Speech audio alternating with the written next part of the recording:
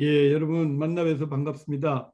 방금 소개받은 전진옥입니다. 그래서 이게 보면 뭐 외국의 경우에는 굉장히 이게 활발하게 이루어지고 있습니다. 뭐 제가 몇 나라 사례를 한번 볼게요. 미국의 경우에 보니까 1990년부터 이제 원격 의료가 허용되고 병원의 50% 이상이 원격 의료 시행되고 있습니다. 그리고 지금 우리나라에서 지금 이슈가 되고 있는데 여러분들 사실 배달의 민족 이거 나온 지 몇 년 됐습니까? 그죠? 그리고 처음에 생각했었을 땐 제가 알고 있기로는 신촌에서 이게 배달 앱을 배달하는 사람이 시작을 한 거예요. 그죠? 이게 어마어마한 이런 형태로 발전했을 거라고는 아무 상상을 못했을 거예요. 그 당시에. 자, 이게 미국 같은 경우는 의약품을 배송하는 서비스를 실시하고 있습니다. 그게 국내에는 지금 불법입니다. 그런데 이 의약품을 배송하는 서비스가 이제 실시되고 있고 또 미국 내 의료비 지출 중 최대 한 2,500달러가 2,500억 달러라 그러면 뭐 거의 한 300조 정도 되는 거죠. 원격 의료 시장이 될 거라고 보고 있고 원격 의료 건수가 2019년 3,600만 건에서 2020년 10억 건으로 불과 1년 사이에 몇 배가 증가된 30배가 증가된 거죠. 자, 그리고 그 코로나 이후에는 어 2020년이면 코로나가 시작된 게 그 2020년 시작됐으니까 20, 21 지나면서 훨씬 더 많이 증가한 거죠. 그다음에 영국의 경우에도 90년대부터 허용이 되었고 뭐 미국 50% 이상이 원격 의료가 시행되고 미국과 비슷한 케이스로 되어 있고 뭐 여기에 보면 코로나 전 원격 의료가 1%였던 것이 코로나 후에는 매주 두 배씩 증가하고 있다 이렇게 보고 있습니다.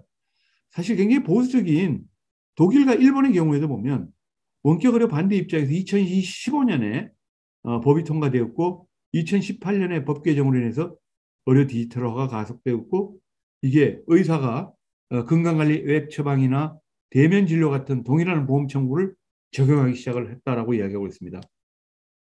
뭐 아까 보수적이라고 말씀드렸으니까 일본부터 먼저 말씀드릴게요. 일본의 경우는 사실 일본은 디지털화에서는 한국보다는 굉장히 뒤처져 있고 아시다시피 굉장히 보수적인 나라입니다.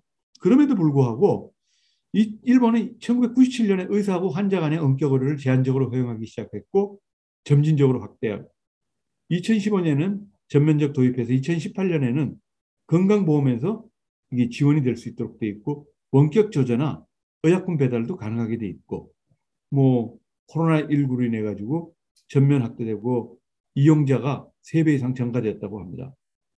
뭐 프랑스나 중국은 자료를 참고하시도록 그렇게 하시고요. 보시는 대로 뭐 이 원격 의료가 이미 이제 보편화됐고 활발하게 되어 있어요. 세계 여러 나라.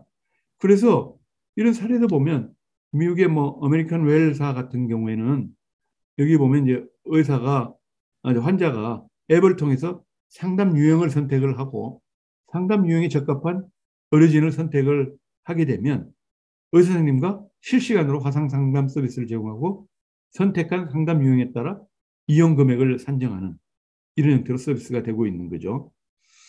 그리고 이제 서비스 제공자 앱에서는 뭐 현재 상담 가능한 요건 이제 아메리칸 웰사가 제공하는 서비스겠죠. 이런 형태로 제공을 해줌으로 인해서 이 환자와 의료진과의 그 원격 의료가 보편화되고 있다 이렇게 보시면 될 것 같습니다. 영국의 경우는 바빌론 헬스 같은 경우에도 2013년에 서비스 출시된 이후로 그 기업 가치가 3년 전에 2017년에 한 2천억에서 지금 뭐 그 2조가 넘는 이런 규모로 인정받는다고 해요. 그리고 세계 시장에 르완다, 캐나다, 미국까지 진출하는 이런 이제 해외의 경우가 이렇게 돼 있고 미국의 그 타이토케어 같은 경우에도 여기 보면 이런 이제 기기 밑에 보면 비대면 의료 플랫폼 기업인데 여기도 보면 이제 진료용 카메라도 있고 거미경이라 그래서 이제 기 내부를 검사하는 원격에서 이렇게 기 내부를 보면 이 데이터가 화상으로 전달이 되어 가지고 의사 선생님이 보고 청진기 같은 이렇게 몸속에 있는 소리를 듣는 청진기 어댑터를 적용해서 이 소리가 의사 선생님이 전달된다든가 서랍자라고 하는 거는 이제 혀를 아래로 눌러 가지고 그걸 이제 그 측정하는 기구죠. 이런 것들을 해서 휴대폰 앱과 연동해서 원격에서도 의사 선생님들이 진료를 받을 수 있도록 이렇게 구성되어 있다라고 보시면 될 것 같습니다.